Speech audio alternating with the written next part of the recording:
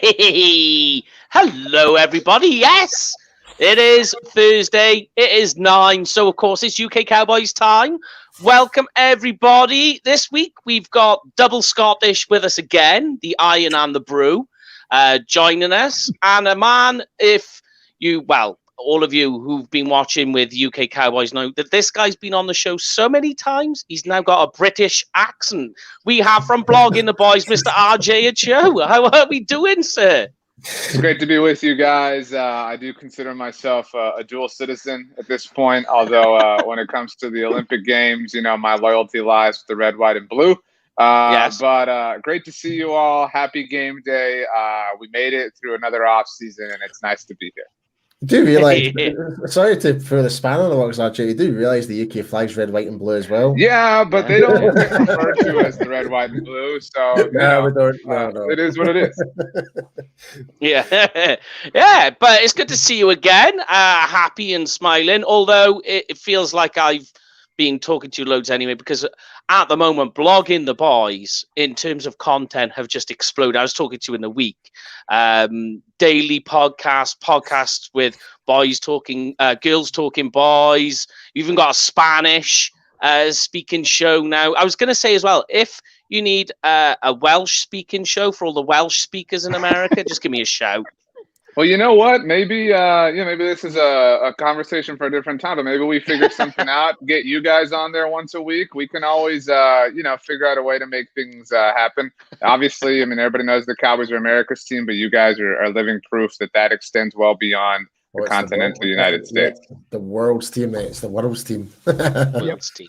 World's team. But yes, for anyone who's been living under a rock, if you don't follow Blogging the Boys, we share a lot of their content on our page and Twitter and everything. Make sure you go and follow them. Articles run about 60 an hour, so you're always kept well updated, and a number of podcasts and shows. But we thought we'd get, since RJ's always on the mic, we'll get him in, talk before the HoF game, get you involved, and run through some of the week's camp news. So we will start, as we do every week, with some news and updates. So first of all, some big news. DeMarcus Lawrence off PUP. He's back. He's in the building. It was before, I think, if I remember, and correct me if I'm wrong, guys, they said it would be around about the Arizona game, I think it was. So preseason game 2. So he's ahead of schedule. Yeah. That's happy to you guys. Was it the Arizona game? Or was I misinformed?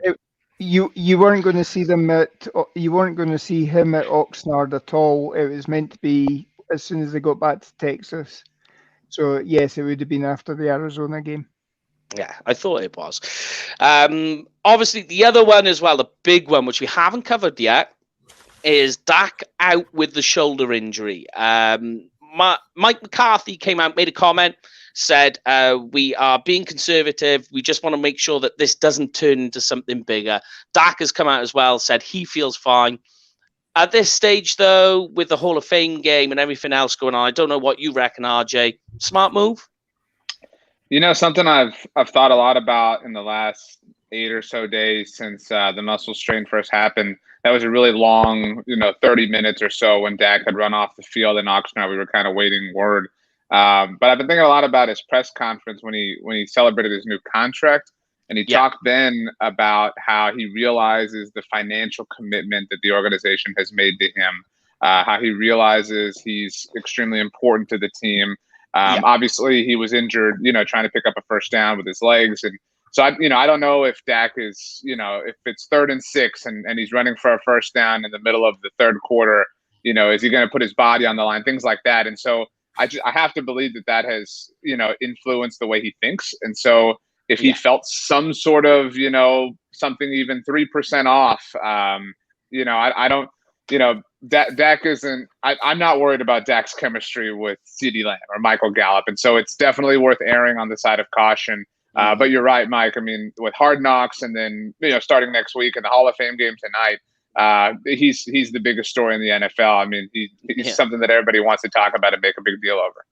Yeah, I know. It's kind of ironic because we're getting it over here. I don't know what it's like over in the States, but over here it seems to be Dak's shoulder strain, which seems quite insignificant in terms of the size of the injury. That seems to be blown up over here a lot more than Carson Wentz being out for 12 weeks. Yeah, Carson was a big story for like a day, and then Quentin Nelson got hurt, and so it all kind of merged. But yeah, I mean, part of that is like it's the Colts. I mean, they're in a really boring part of our country, and so nobody really cares about the Midwest. So you give it the attention, that it demands, and then you move on.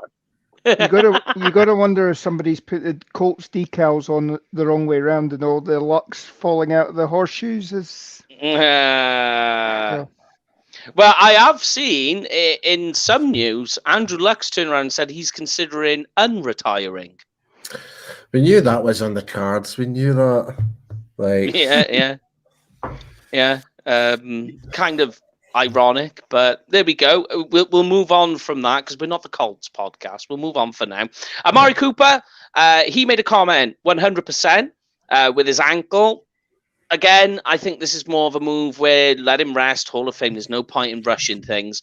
One thing I did know, and I wanted to specifically ask you on this one, RJ, he's looking very light. Does that concern you, or do you think that's a good thing? Obviously the last month and a half is when everybody's in the best shape of their lives, right? Like we hear that so much.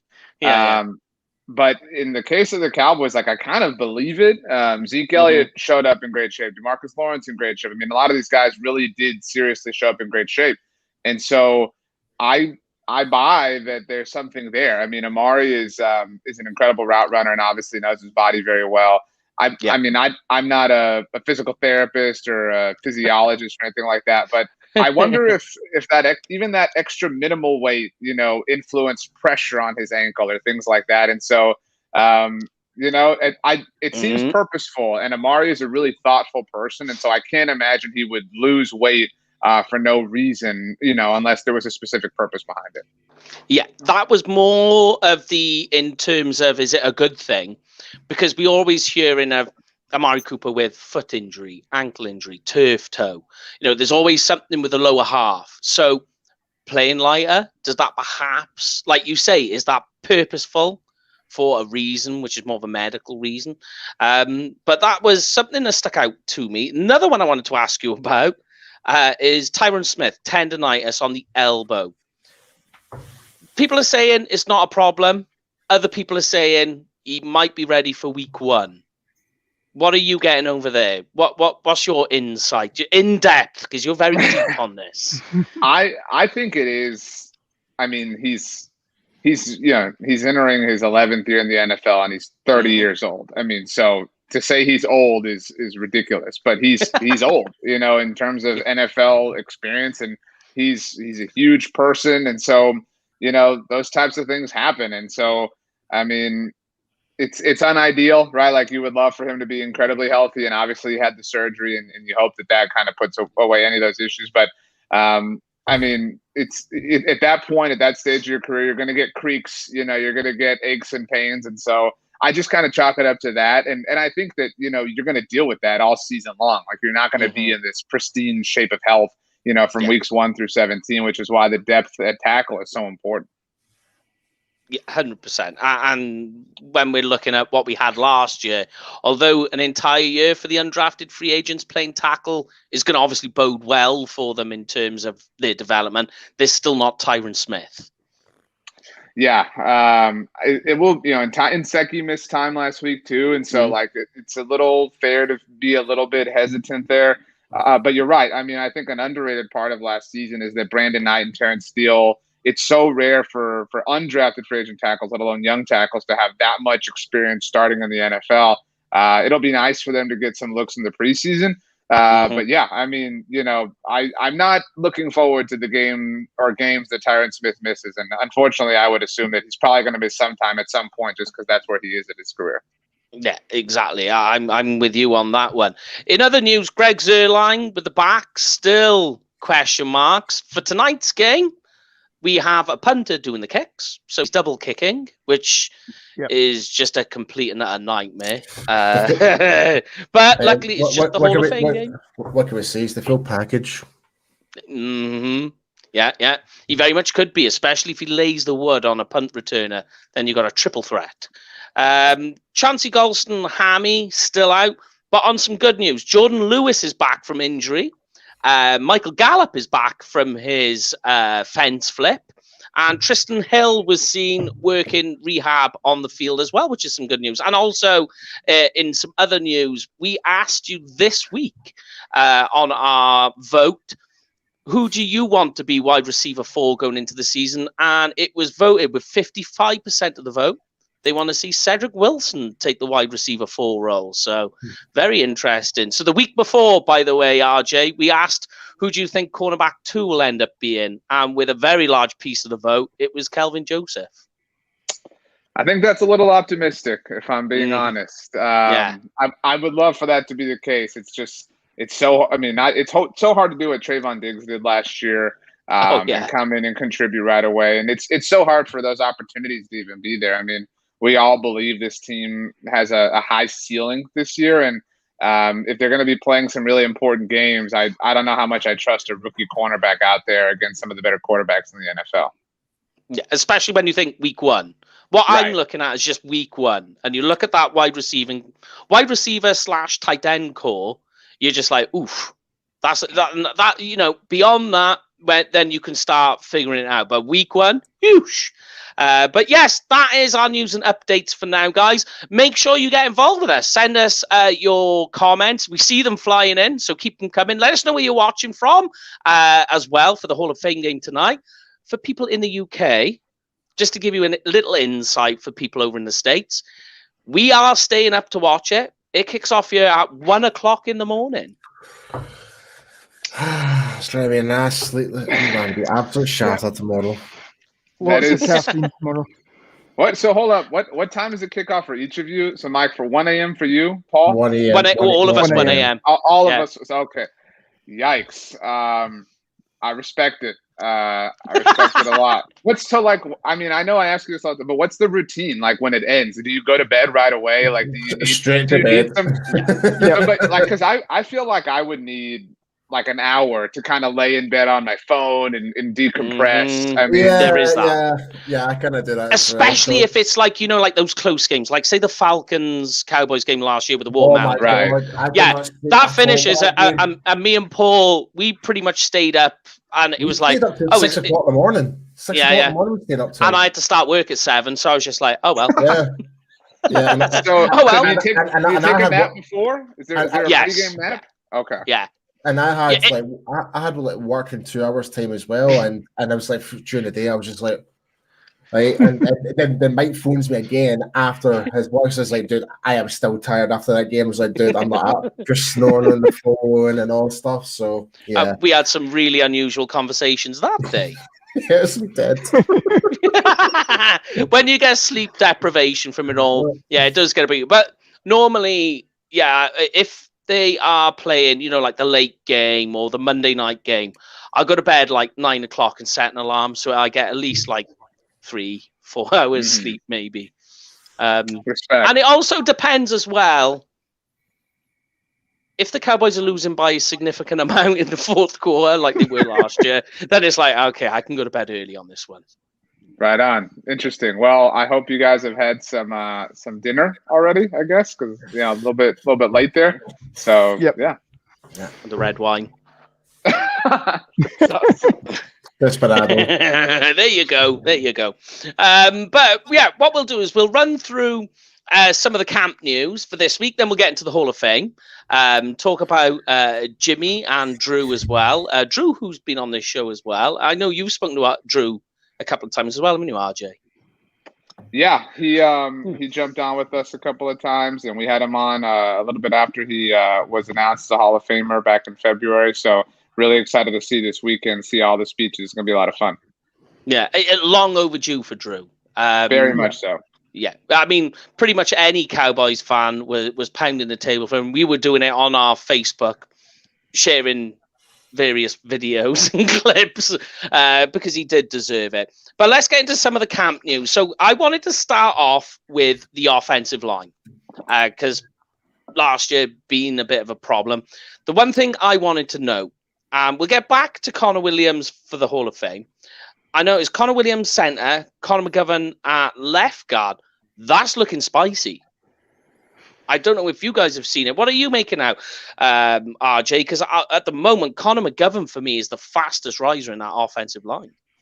Yeah, I mean, I like the option, certainly. Yes. And I like getting the most out of Connor Williams in this contract year. I like the fact that Connor McGovern is useful to some degree, which hasn't been the case for the last 2 years.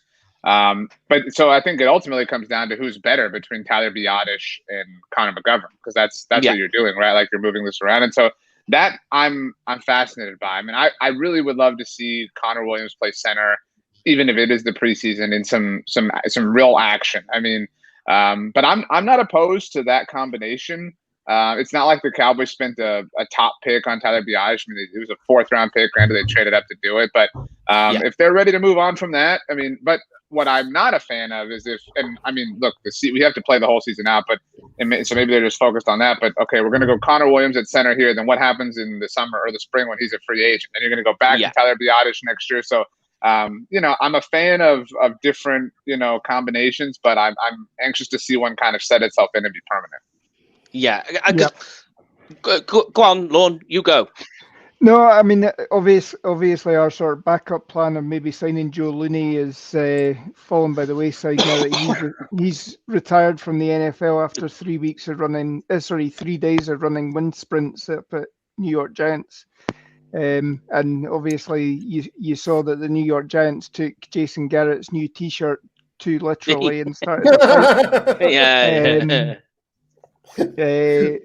so you certainly don't have that flexibility that Joe Looney provided, and who knows, you may be able to coax him out of retirement if need be during the season, but we need to see what we've got. Last year, McGovern, obviously with all the injuries and the moving around on the line, obviously Connor McGovern got in.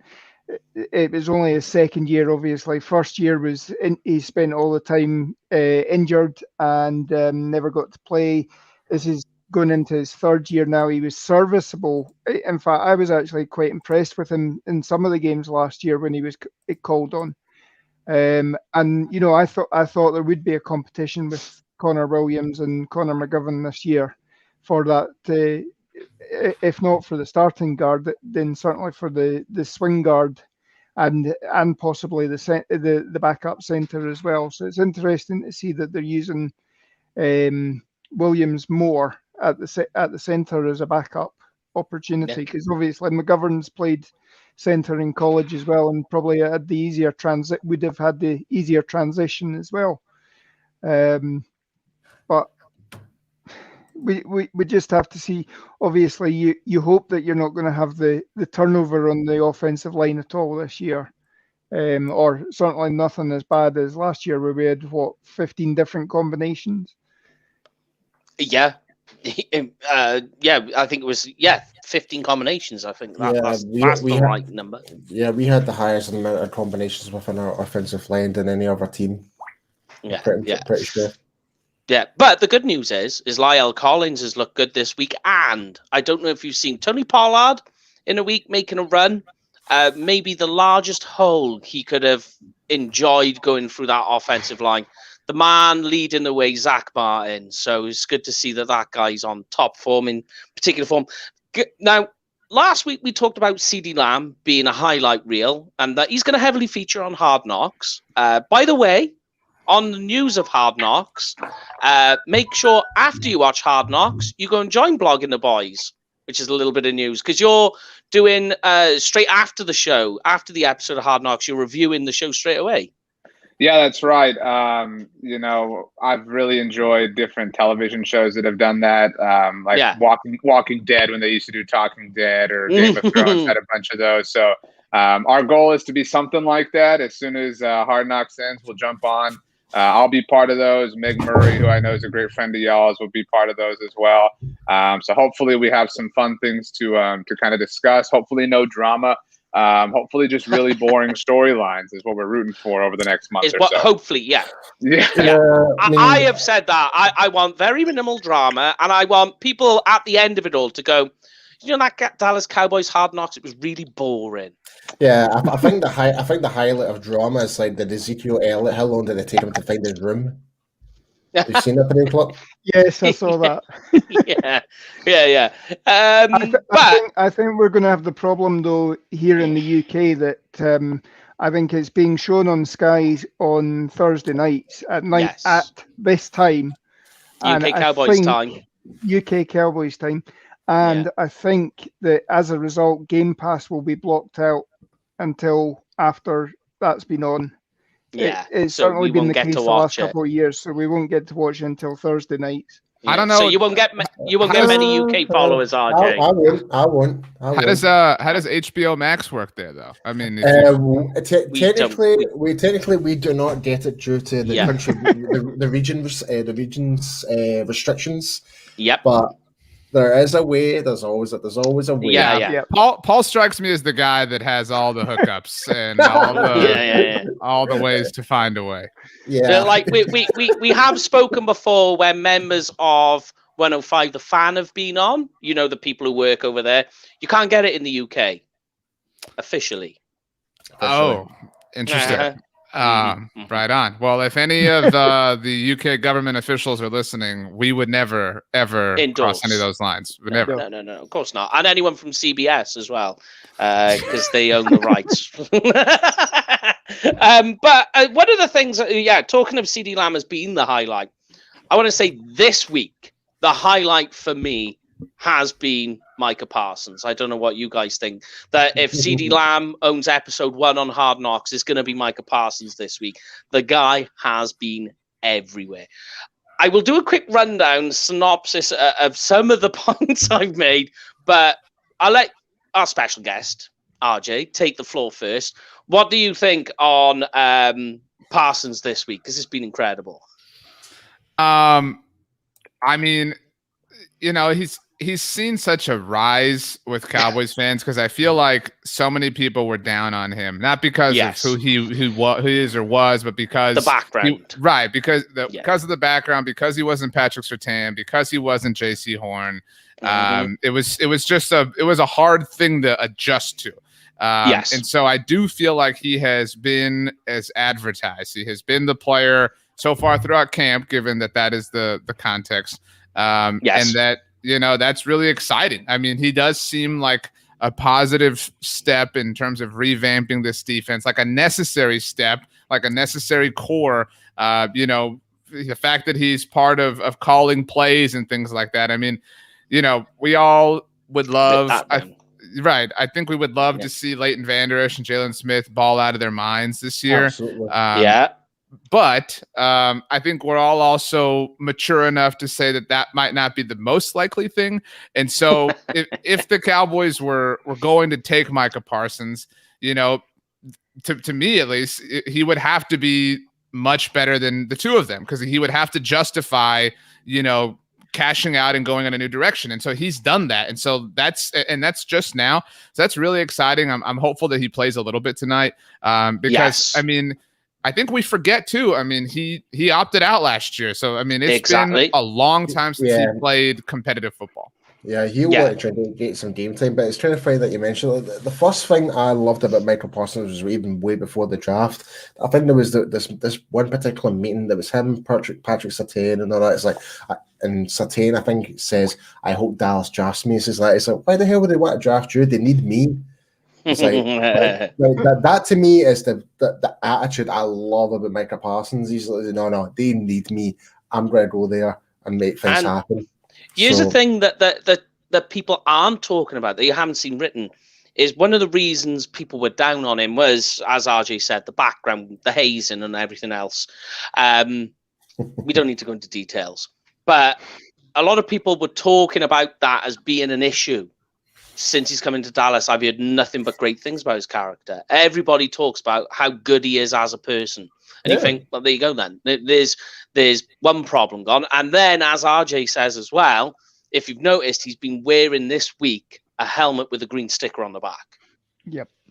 On 11 on 11, which means he's calling the plays, which I just find phenomenal. But here's something I put down just to give you an idea of how they've been using Micah Parsons in camp, right? So he opens up and he's doing coverage drills, playing in the mic for a few.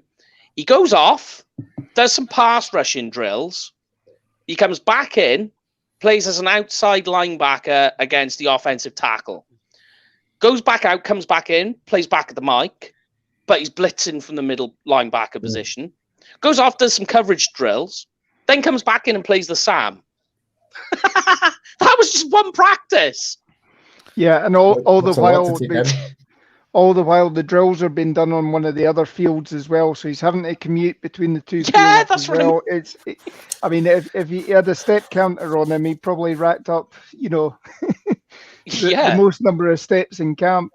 He's getting his 10,000 steps in. Yeah, see, it's a bit of comparison. I don't know about you, Lauren, but from when we practiced football, and it was like you did your 7-on-7s, you did your O-line versus D-line drills, then at the very end, you did your 11 versus 11. At the end, that was it. But the fact that Parsons is going from in and out, in and out, in and out, that is just absolute mental. Yeah. Mental. And they have said that they want to try and slow him down, but it just seems to be that that's not happening. But for me, Parsons is just going to be, I think that because there's a lot of issues with what the Cowboys' identity is going to be.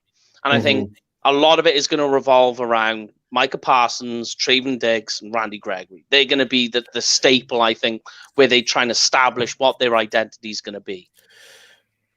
I'm going to say this right now. I think we should I know we're going to jump a wee bit of a subject, but I think we should give Gregory an extension to now. I'm sorry, because I've got a gut feeling he's going to ball out this year because of the whole contract situation, and who knows what's going to happen. Well, thankfully, we have a man that has forgotten more than we know. What do you reckon to that, RJ? I will say... Would you pull the trigger early? I would, because it can't hurt you at this point. And at this point with Randy Gregory specifically, you are incredibly pot committed. You know what I mean? So you might as well double down. And Randy has proven me wrong in this sense. I've never been like a Randy hater. I love that the Cowboys have supported him this entire time. I've just been a little cautious with my own optimism in terms of him, racking up like double-digit sacks because it's been so long since he's played a regular season. I mean, it's not, in some ways, I don't think it's fair to put these inordinate expectations on him because he is still coming back. And so the sample size of his career is so weird and small. So, I could kind of see, Stephen Jones betting on that because he is, historically very cheap.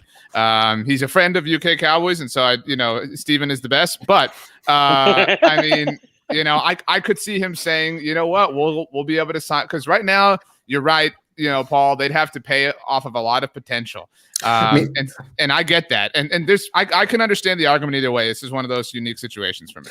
I think this works in Cowboys' favor as well. It's like because Cowboys, and you just mentioned, it's like because of the whole things with what happened in the past, and the Cowboys have given him so much faith. It's like this Gregory now, and it's like, okay, I am entitled to give you just give me whatever contract you want, type of thing, just to say thank you for sticking by me for all these tough times. I don't know, you know what I mean? It's one of those type of weird team discount. Well, I hate that terminology, to be honest with you, mate. Technically, yes, but it's. I also think, Paul, and I agree with you, but the flip side of that is if you're Randy Gregory and you've been through everything you've been through, you're this close to finally hitting the open market, right? And everything's lining up your way, right? So if you want to be selfish, and all players should be selfish, they should completely look out for themselves, get as much money as they can.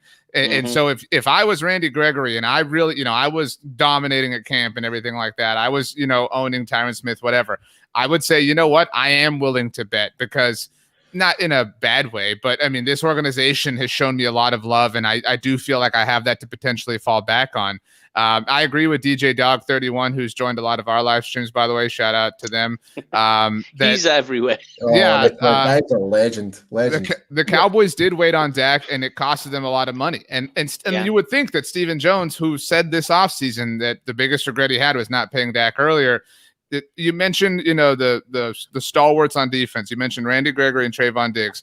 They play two of the most expensive positions in football. And you would think that Stephen Jones would say, you know what? We kind of messed this up with Dak. Let's be a little bit more proactive.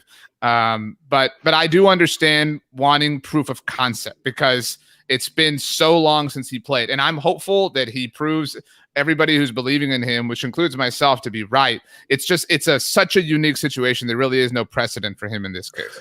Yeah, I was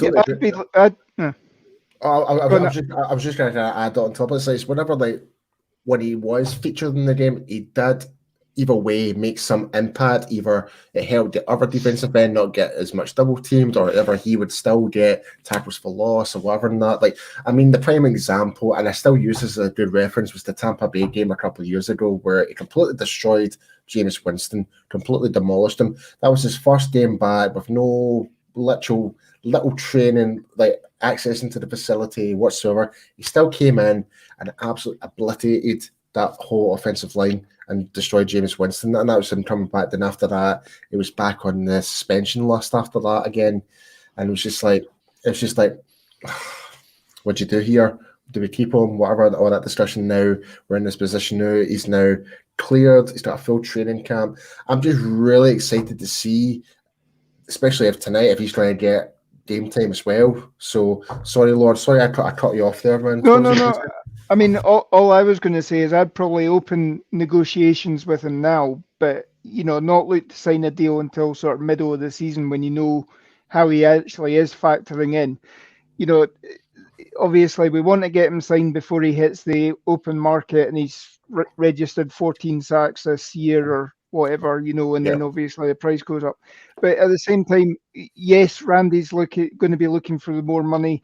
But, the support structure that he's developed over the 4 or 5 years that he's been here, obviously being in and out of football and everything like that, the support structure that he's got to get to this point is maybe, that might... It'll play a factor. It'll play a factor. He might think twice about going off and, join the New York Giants, join the Eagles, join whoever, and you've got to start again, and you're in a city that you don't know anybody, and you're back to square one. And it's not so much about the drugs that he was taking now. It's obviously it's the he suffers from mental health issues. I don't know if it's bipolar, a bit like Demetrius Underwood that we had back in the 90s. Or 2000s, I think it was, that we had him. That's where it might be conducive to him staying in Dallas. Yeah. Sticking with Randy Gregory, I'm going to stick with the line. We may as well stay there right now because Randy has been on fire. He's going to have his own episode of Hard Knocks with his highlight show. Yep. Terrell Basham showing up this week, which is good to see. But I want to ask you guys. So Neville Gallimore, he's doing a lot better this week. He started showing up. Someone, though, who I'm struggling with, I'm not buying the hype because every year he does this and it comes back and bites me in the ass when I big him up, is Dorrance Armstrong. Are you guys buying the hype? Nope. I wouldn't take that hype for free. I mean, he's Jerry's guy. Jerry loves him for whatever reason. Mm-hmm. But I mean, he impeded Bradley and I from being a part of things last year, so I still hold a grudge from that perspective. Yeah. It's funny that you mentioned Bradley and I. Is he not even in Ohio right now? Correct. Yeah, he did not travel. What the hell, man? What the hell? Yeah, he didn't travel. I've got a list of the names which we'll get to on the Hall of Fame side. But sticking with Dorrance, you were saying, RJ, you're with me that you think that narrative has come back too many times to sting you? Yeah, I mean, and at this point, we know who he is as an NFL player. I know Chauncey Golston's on the pup list right now, but I would, when things stabilize, I would much rather devote time and energy and resources and snaps to Chauncey, to Bradley and I, to these younger players. The Dorrance Armstrong experiment was nice. He put Kansas football on the map, so to speak, a little bit. Yeah. And so, but you know what? Like, I'm fine. And that's the thing. We fall in love with these guys. I mean, we fell in love with Joe Jackson, fell in love with Dorrance Armstrong. Maybe Bradley and I is the next guy that we'll be sitting here atoning, our love for once upon a time. It's just, not every draft pick works out, and you got to know when to fold them. And I think it's time to on Dorrance Armstrong. Yeah. It's kind of like, it's a very similar narrative, and I'll let you kick back in now, Lon, that we had with the Rico Gathers, the Rico Gathers experiment. There was nothing like Rico, but yeah, it is similar to that. He was his own hype monster in his own right. Yeah. Yeah. Go on. Sorry, Lon, I cut you off. I mean, the thing is, the hype in training camp is always, these guys have been training against each other during OTAs. They've been against each other, and some of these guys have been 2-3 years of training it day in, day out. So the tendencies of the offensive line, what they're likely to do. So you know what's going to beat them, and that's where this is where they all show up in training camp. But you need to see them going against somebody that they don't see day in, day out. And that's what these preseason games, even if it is scrubs that they're going up against the second, third stringers, if they can't make a mark on the game at that point in time, then that just proves that great, they know what their teammates are doing, and they know how to attack their teammates, but they don't know how to put it into a real life game situation. And that's what we need to see, is him actually under red hot the lights, actually doing the job and stamping his name there on the pitch, and then you can believe the hype. But at the moment, I'm not believing it. Yeah, I'm with you. On the opposite end, though, a guy who is quietly getting it done, and I'm not seeing a lot of hype on this guy, is Israel Mukama.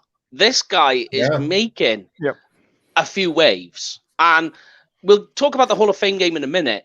There's one of the guys I'm going to be paying attention to when the bright lights hit him in the face. What did I tell you 6 weeks ago? 6 weeks ago. I think 6 weeks ago you said, when are you coming up for a beer? Oh, there's that. Right, there's that. Oh, yeah. I say Israel is going to be a name that you're going to watch out for. Tall, lanky. I just love it. He's just always sniffing around, not getting interceptions, but he's breaking passes up. That's what I like. RJ, for you, go on. I can see you're eager to talk about Israel. So we really like Israel at Blogging the Boys. We interviewed him the day after he was drafted. Really kind, humble young man. Because I know a lot of people struggle with it. His last name, he corrected us, is pronounced Mukwamu. Mukwamu. I'm sure we'll all butcher that several times when he leads the league in interceptions this year. I have a name card. Yeah, I mean, that might be the thing, like the variable I'm most excited to watch is whether or not he and Deshaun Wright pop in the preseason, because that was, Dan Quinn had a type. And if it doesn't take hold, then, what did we waste all this time and energy for? He is, I mentioned proof of concept. He and Deshaun Wright can be this merit of proof of concept of what Dan Quinn wants to do with this defense. Absolutely. Yeah. And it's kind of ironic, because I know we're going to talk about the Hall of Fame game any minute now. I'm just running through a few of the names. But I keep going back there. I'm going to get there, but we keep falling back on something I want to talk about. But it's kind of ironic that you mentioned Nation Wright, and we wrote an article on Nation Wright about how much we're looking forward to seeing him, another guy in the Hall of Fame game. But it seems a little ironic that people, when they drafted Nation Wright, went, and then they drafted Jabril Cox one pick later and went, wow, what a steal. But when you see what they're doing in camp, it's the opposite way around. Nation Wright is balling out, and Jabril Cox is running with the thirds and is fairly quiet. Yeah, that's a bummer. I do think it's harder for Jabril Cox to get on the field right now. Because a lot of deference is given. I mean, Micah's going to get the lion's share of things. Jalen's going to be involved. Leighton's going to be involved. So it's difficult at that point to really kind of see, I think, what we want to from him. And you've also got Keanu Neal in the mix. I mean, you're talking like there are 4 bodies that he has to get through. At corner, it's a lot easier. I mean, because you're playing 3 most of the time anyway. Obviously, if you're playing nickel, and it's not like there are superstars at the corner position. You've got Trayvon Diggs, but Kelvin Joseph has been kind of in and out. Jordan Lewis has been in and out. You know what I mean? So there've been more opportunities for Nahshon Wright, and that's exciting. And yeah, I mean, he might be the pick that everybody's rooting for the most, just because nobody knew him that first night.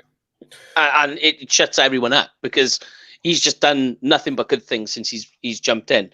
But Keanu Neal, there's another name that you just brought up. Red zone interception while they were playing defense. He's starting to come into his own. Personally, I think that's going to be his role by the looks of things. I don't know what you think. The linebacker position now is starting to take shape from what I'm seeing. And you're starting to see how they're going to be utilizing them. And for me, Keanu Neal looks like he's going to be that nickel red zone linebacker they're going to push in and take that role. Really starting to come along. But a guy I wanted to talk to you about, and more specifically, this was the reason I got you in, RJ, Malik Hooker. I mean, I'm just going to go open the floor, talk about the guy. Off you go. I completely forgot about that. I mean, he's so interesting. Like this is such an interesting signing because it felt like something they weren't going to do. Obviously, after they didn't do it when they signed DeMonte Casey, and then he was weirdly active on Twitter about it and talked about how things went well. I mean, so it was kind of awkward. I mean, this is the kind of move that is awesome to see. Like, do I believe Malik Hooker is going to be one of the best safeties in the NFL this year? I don't know. Probably not. But I mean, he has a lot of potential. He can be had for cheap. He's not affecting your comp formula. He's on the open market. He clearly wants to play for a team that's going to give him a big stage. Do it. Like, you should do this 10 out of 10 times all the time. And so I'm really, really, really excited. We included him in our preview video for the HoF game, even though he's not playing. Just we hadn't really discussed him and analyzed him. And so I just, again, is this a revolution in the secondary? I don't think so. But he raises the floor of the safety position, which, I mean, at this point, cannot hurt. And so I don't know that I've ever been this confident in the overall safety group. That's not to say that I sleep well at night with it, but I do feel confident, some level of confidence in each safety on the team. I haven't felt that way in a long time. Yeah, look, I'm with you. When we got Hooker, like I was saying, that he's not, like you said, he's not going to be this guy that you're going, wow, look, one of the best safeties in the league. But he's going to be serviceable. And that's really what the Cowboys have been lacking in the safety position. Okay, you've had Jeff Heath. He was totally serviceable. But you need a weird word to say for safety, but we needed somebody who's safe. And that who is what Hooker is. He's that safe safety. Well, but I mean, go on. The signing of Hooker as well. I mean, obviously that lit a fire under DeMonte Casey. You got an interception. As soon as he came into camp, that's when the no-fly zone and the airplane mode discussion started in camp. Yeah, I suppose obviously Dak was on the wind down then, and you saw a lot more of the backups. But that certainly lit a fire there. The deal for Hooker is quite generous. I mean, if it's 490,000 guaranteed, 990,000 for the entire year, it's a great. His best season is better than any safety that we have had for numerous years, probably since number 28 retired. So and as long as he does I'd imagine after training camp that maybe he's going to change that number. But as long as he does the justice to the number 28, because that's one person that should be next in line to go into the Hall of Fame as well, as far as I'm concerned. Yeah. Okay. Let's finally get there because I keep harping on that we're going to talk about it. So let's get on to the Hall of Fame game. Yes. So first of all, we'll get into who isn't going. There's 16 names who aren't even traveling. So forget about players, I think, as well, like CD Lamb, Michael Gallup. I can't see them suiting up for the game. But the 16 names... They would be there for mental reps, surely. They would be just there, there on the sideline for mental reps. And don't forget, it's Hard Knocks, so you're going to have some names there as well. Otherwise, it would just look a bit weird. Yeah, I keep forgetting about that. Yeah, so the 16 names are your boy, first of all, Paul, Bradley, and I. Josh Ball isn't going, which is a bit of a surprise to me, because I think there's a guy who's really going to struggle to make the roster, a roster spot, so as many reps as he can. But there we go. Francis Bernard, who I predicted as not making the final cut. Amari Cooper's not going. Chelsea Golson, CJ Goodwin, Tristan Hill, Malik Hooker, Blake Jarwin. Okay. DeMarcus Lawrence, Jordan Lewis, Zach Martin, Dak Prescott, as we know, Tyron Smith, TJ Vasher, who's still injured as well, who's a guy I was hoping would make a push for a spot, and Greg Zuerlein, as we know. So those guys aren't going. First of all, RJ, I mean, for me, the big one there that I'm surprised isn't going is Josh Ball, but anyone on that list you're surprised isn't going? No, I mean, everything made sense. I'm surprised Blake Jarwin didn't go. I didn't expect him to play. But I mean, but they have had him on a bit of a pitch count, so I can't understand like why make him fly just to fly back, tomorrow. Yeah. So I do understand that. The Josh Ball thing is interesting. I mean, they spent a 4th round pick on him, and so they clearly value, and they did so in spite of a lot of off the field things that would disqualify him from a selection from a lot of teams. So they clearly believed in him to a certain degree. So I don't know what that's about. That's a really interesting thing to look at. Yeah, because I mean, he's been fairly quiet at camp too. I haven't heard his name at all. He'd picked up an injury last week. I think he'd sat out a couple of practices last week. He walked to the medical tent. Yeah. Okay. So maybe there's concern about something there, but I'm surprised he's not on the list, or that he is on the list that's not going. Yeah, that one, and also Blake Jarwin, because initially he was posted as being the tight end one, the starting tight end, but these things for preseason games, the early roster, what they put out is never what it ends up being. But here's a bit of a funky one. And I thought I'll ask you as well on this one, RJ. At the moment, the defense have not practiced tackling. Is that correct? I haven't seen them doing actual physical tackling. They got a little pushy, little shovey. But yeah, I mean, not straight, full on tackle to the ground. But there is a general understanding in the preseason, if you're getting into contact with some people. Now, there are people who are trying to impress their coaching staffs. And so, it gets to a point where it does get rather physical late in the games. But I mean, in that sense, it will be very exciting to watch some pads clash. and that's all the reason why to also err on the side of caution with anyone who has even the slightest injury, just because you're a month away from the season actually starting.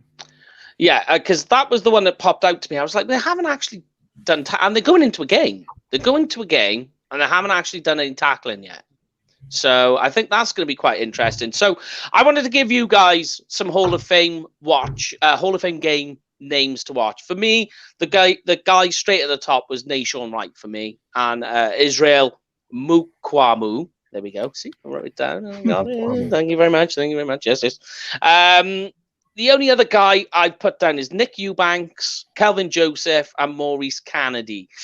More because I want to see what they can do when the bright lights hit their face. For you guys, anyone that you want to talk about, we'll talk about these guys in the Hall of Fame game. And I'll let RJ take the reign on this one, and then I'll bring you the Scots in on this one. Who are the guys you're looking at that you really want to see and impress you? Well, you took the good ones, so shout out to you, Mike. I made the obvious ones. I took the obvious ones. So I mean, this is a really cliche training camp answer, but it's starting to feel like that time of year. I'm falling into my normal routines. I'm gonna eat a Whataburger before the game. But I mean, I am interested to see. You mentioned your poll how Cedric Wilson's the established wide receiver 4. Noah Brown has fought a little bit harder than I thought he would. So is he going to be wide receiver 5? Simi Fehoko hasn't. I really thought we would see these like freak catches from him in camp, and that just hasn't happened yet. Malik Turner, Reggie Davis, there's these down the roster wide receivers. Will they force the Cowboys to carry 6? Will they try to put Simi Fehoko on the practice squad? Will they consider him part of the future if they're going to move on from Michael Gallup or Amari Cooper? So I am really interested to see which of those shake out. And I mean, I know this is also obvious, so sorry, Paul and Lauren, for taking the really obvious ones. Ben DiNucci, like, do I believe in him at all? No, I don't. But I do think he got a really raw deal last year to have to start. I agree. And so this is when he's supposed to play. He's supposed to be the guy who's playing in the second half of preseason games. And so I'm anxious to see him in the environment that he can thrive in. I don't know if he will, but that will be really interesting to see whether or not he's worth holding on to, because, as far as I'm concerned, I'm not pumped about Garrett Gilbert, but that's the Cowboys' backup quarterback. And we've seen it like Dorrance Armstrong. I don't need any more Cooper Rush in my life. He's a fine guy, wish him health, wealth, and success and happiness in life. But, we can move on. We don't need to burn a roster spot here. So I'm really interested in seeing Ben DiNucci and whether he's worth keeping around for the long term. Yeah. Okay. That was completely left field. I didn't even think about Ben DiNucci. I'll be perfectly honest with you. But for me, the guy I am most interested in, and I think won't be surprised, is big Quinton Bohanna. Yeah. Oh, you just nicked mine. Hey, I don't know if you've seen it. Did you see Quinton Bohanna run after Tony Pollard and tackle him in the open field? Yeah, I have not. He ran after him, chased him down, and caught him. I mean, Bohanna's actually come into training camp. He's lost about 20 pounds from his draft weight at 350, so he's about 330 at the moment. And he is.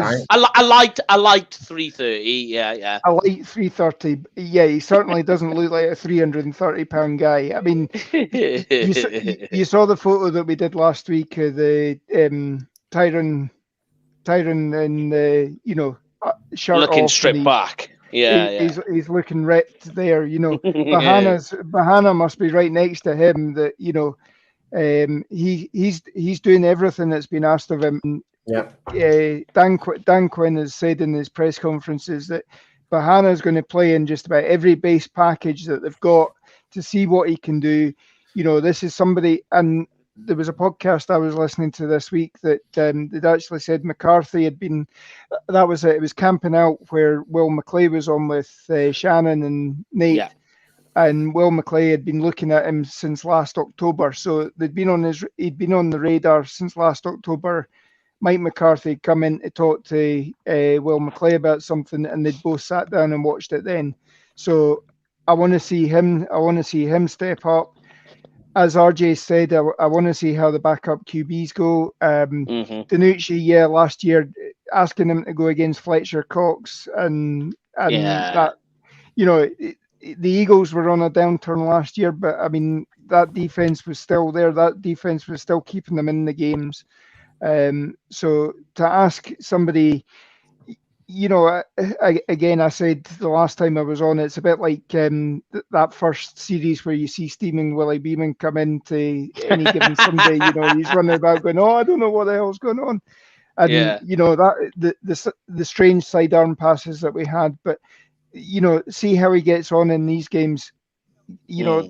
Romo developed his way through the preseason games. Obviously, the amount of time he got in those games, that because you didn't want Drew Bledsoe, Vinny Testaverde, whoever it was who was the starter. You didn't want them possibly going down. And at any point in time, you look at how Dak ended up coming into the lineup. Kellen Moore breaks his foot one day. That Tony Romo's rested for that first game against the Rams, and Dak balls out against the Rams, and then come Seattle, Tony Romo goes down funny on his back, and that's it. You never saw him again until the Philadelphia game in mop-up duty. Yep. So, yeah. I do have one more guy I'm actually quite interested in. It's wherever we actually would see him in the defensive line, and that's Brent Urban. Do we have him as a nose? Do we have him as an end? Like, I want to see what we actually do with him. And RJ, you know probably know more than me, but from what I know, like he's been doing pretty well in camp. No, it's like I just want to know what your thoughts are as well. Yeah, he was really underrated last year as a run defender. PFF thought really highly of him. Make of that what you will. But yeah, that's kind of been his strong suit so far. I am anxious to see him. That's a great name, Paul. Yep. A better name than I pulled. So congratulations to you. No. I think you still won. I think you still won with the Mitchie one, to be honest. But you're right. Like, I mean, we've talked so much about different defensive tackles, like Bohanna, like Neville Gallimore, even Osa Digizua. Like, it does feel like he's kind of been overlooked. And so I'm excited to see him. I've been saying for a while, I think we're going to see a lot of him on Hard Knocks, just because he is this like wild personality. I tweeted about that, and his wife tweeted at me and let me know that he was mic'd up one day.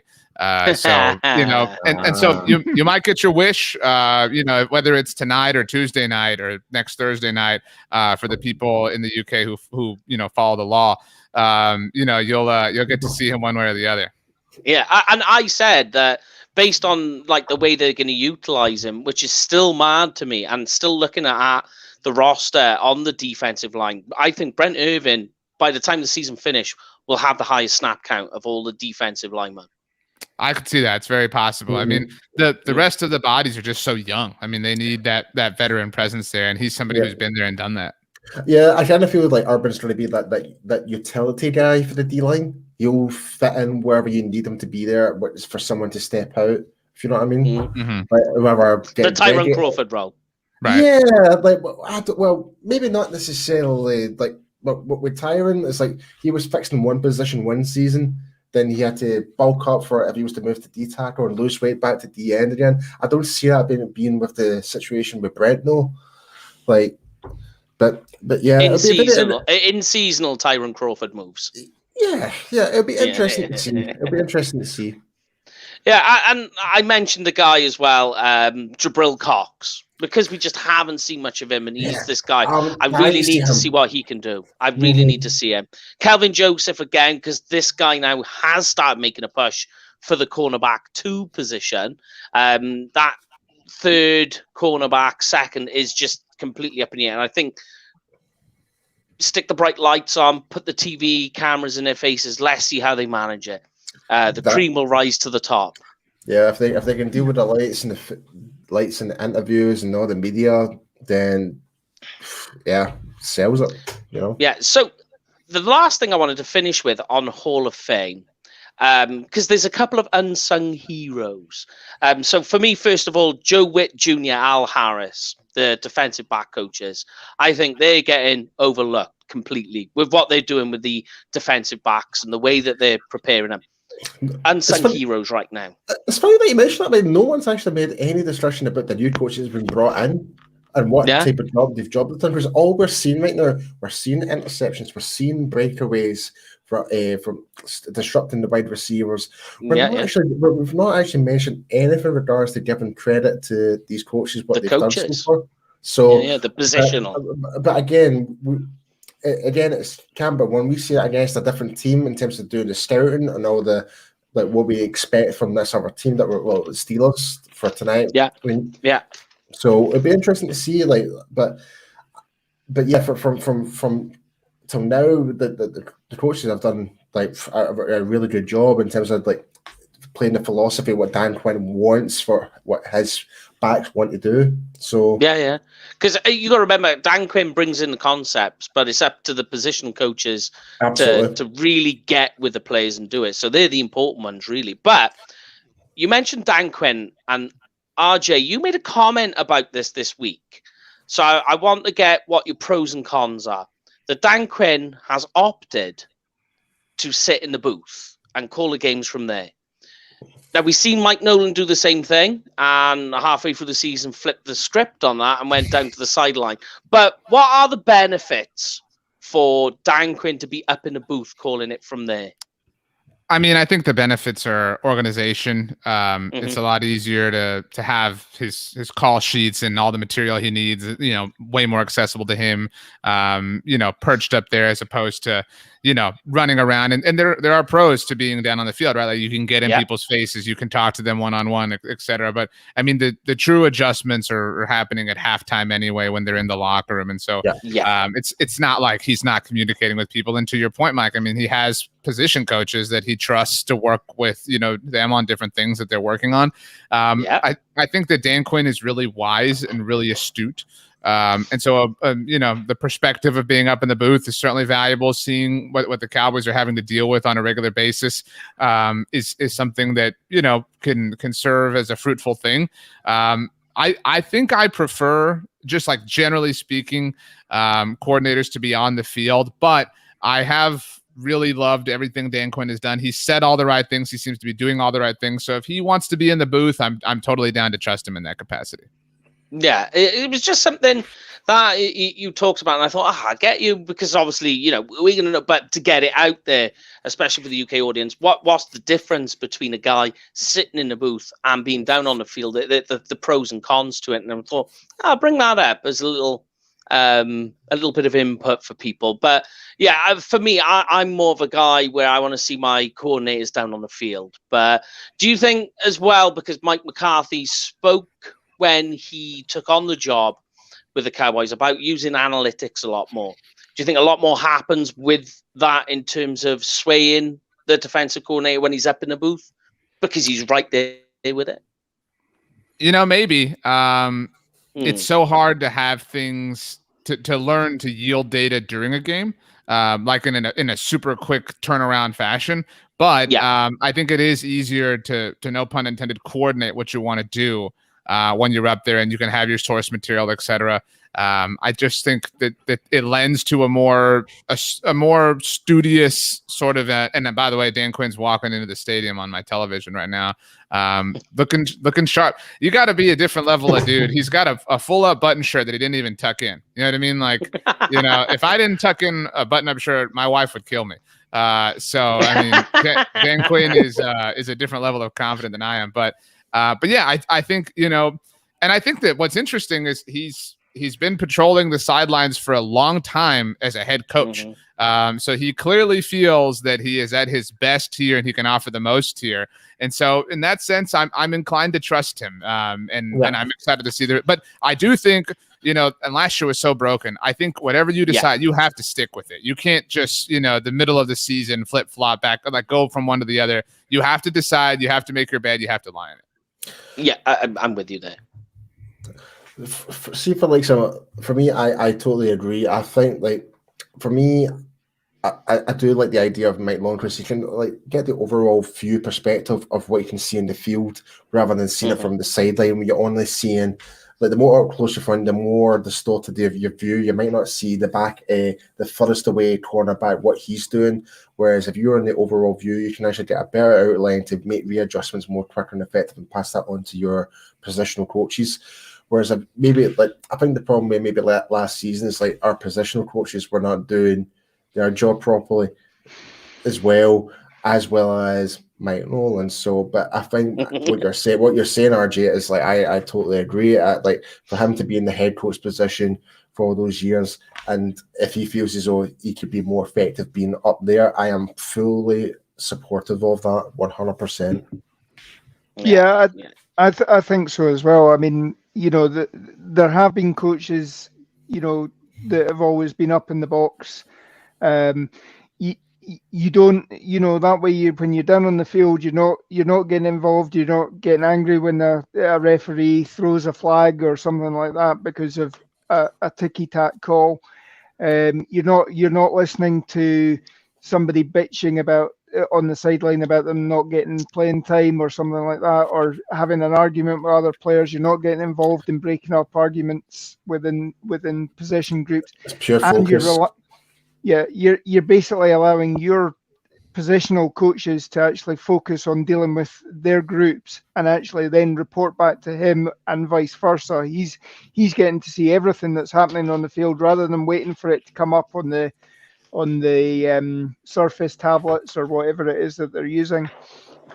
So he can see it in real time rather than and understand how the opposition are going to be attacking our defense and scheme against that.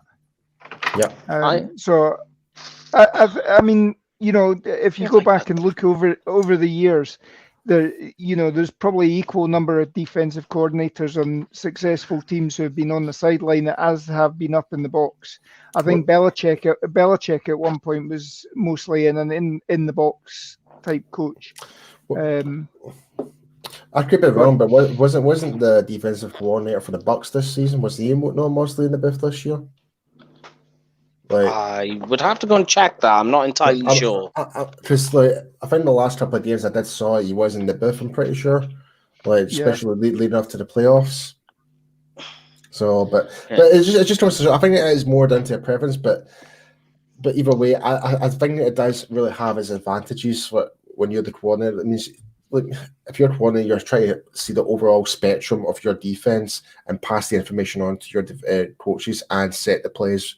What coverage you want them to be, what you think is going to be more effective that way. From being on the sideline, you're not going over here arguing like you're saying there, Lauren, like the distractions of people shouting and bawling and saying, "Oh, what you messed up there," or whatever, and that next play, forget about the next one, whatever. So I think for him to be fully focused on that and make sure that we get our defense correct is, I'm fully supportive of it. Yeah. So just to finish off, what I thought I would do is normally before a game, we finish off with our fantasy football segment, which RJ has been a part of before. But we're not. It is back, but not today. It is for the regular season. And I was trying to find the prize that we're giving away, which is a UK Cowboys flag. But actually, I've never gotten a UK Cowboys flag. What the hell? I can get you one. I've put it somewhere, but what's happened is I tidied up and I don't know where I've put it. But anyway, that will be back, and basically there will be a season-long leaderboard, and the winner for the fantasy football segment for the regular season will get to win a flag. But what I thought I'd do, because it's not the score really I'm interested in, I just thought I'd very quickly ask the three of you to finish off what you would consider a win for this game. For me, less than 100 rushing yards in this game. So the run defense. Okay. So I want to see the run defense, specifically the interior defensive line, holding up against the run. They do that, for me, it's a win. RJ, I'll let you go first on this one. What would you consider, if it's a point score, let it be that? No, I want to be unique. I like multiple turnovers, and that could be two. The bar is low. I mean, I like. Lauren, I was going to say that. I need plural turnovers, and I want like authentic turnovers. I don't want tipped pass that wound up as an interception. I want break on a route. I want punch out fumbles, and I can feel good about where this team is headed. Mike McCarthy, if there's one thing he has talked about consistently, it has been the need to generate more turnovers. And so I want to see that happen in however, I don't care if it's against, whoever, Dwayne Haskins, whatever, but if there are turnovers count. And this is the first time they're going against somebody that isn't their own team. I want to see that with regularity. Okay, I like it. Go on then, Paul. I've got three things, right? And I'm being very specific here, right?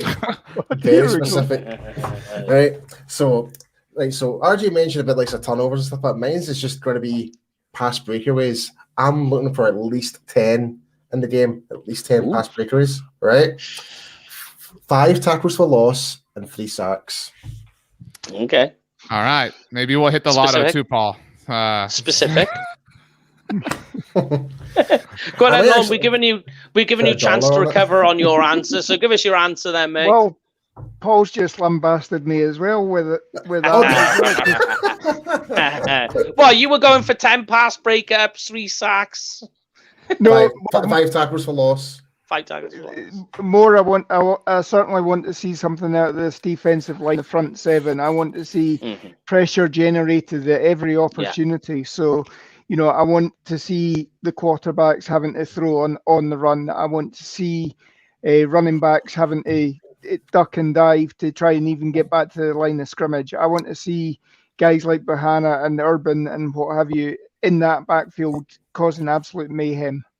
Yeah, I just want to add on top of what Lauren's just saying. I'm more worried about the middle of our defensive line. If we can just like prevent the run, that's a win. Prevent the run. Yeah, exactly. I mean, I'm all about keeping them rush yards down. They do that for me. This defense is going in the right direction. For a defense that did so bad against, which was the biggest killer. Allowing points and allowing rush yards were the two things that killed the defense and the team last year. Cut that down. Yeah, you don't have to completely, be the best, but at least do half as good, if that makes any sense. But that is it for this week. That is episode 127, season 2 with Mr. RJ. So thank you very much, sir, for joining us again. It's always a pleasure. No, thank you guys for having me.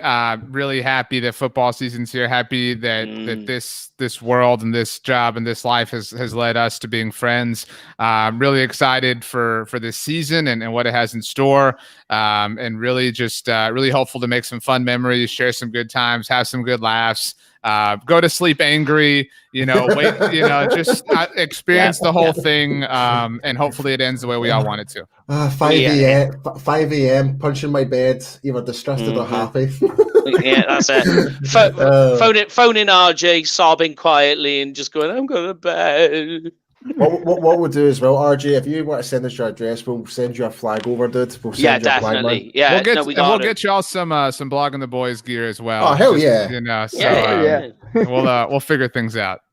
Definitely, yeah. Well, I'll get them details off you over the weekend, and I'll send you some hats as well. We got UK Cowboys hats, so we'll get them shipped over, and I'll even take a lovely selfie of myself and print it out and put that in it. Paul's got a picture as well. If you don't autograph it, I mean, if we're gonna do it right. You know what I mean? That's all I'm saying. So. Wait, what the hell were you going to say about me though? I sent you a photo before in the post. Oh yeah, so you did. Yeah. It was by accident, wasn't it? No, I did. I put it on there on purpose. I just felt like sending it to you. Do we want to know?